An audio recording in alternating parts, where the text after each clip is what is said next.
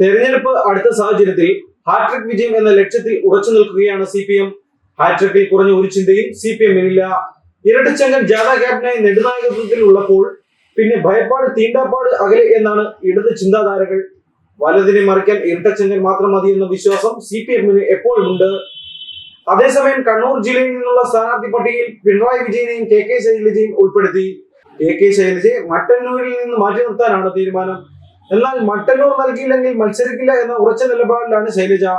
മണ്ഡലം മാറ്റി നൽകുന്നതിൽ അതൃപ്തി ശൈലജ ടീച്ചർ പാർട്ടി നേതൃത്വത്തെ ധരിപ്പിച്ചിട്ടുണ്ട്. 5 വട്ടം മത്സര രംഗത്തുണ്ടായിരുന്നു എന്ന കാരണത്താൽ ടീച്ചർ ഇനി മത്സരിക്കേണ്ട എന്ന നിലപാട് ചില പാർട്ടി നേതാക്കൾക്കിടയിലുണ്ട്.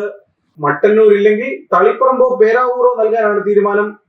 പകരം മട്ടന്നൂരിൽ DYFI സംസ്ഥാന സെക്രട്ടറി VK സനോജിനെയോ ജില്ലാ സെക്രട്ടറി P പുരുഷോത്തമനെയോ പരിഗണിക്കും.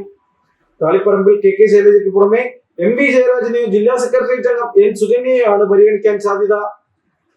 MV ഗോവിന്ദന്റെ ഭാര്യ PK ശ്യാമളയുടെ പേരും പറഞ്ഞു കേൾക്കുന്നുണ്ട്.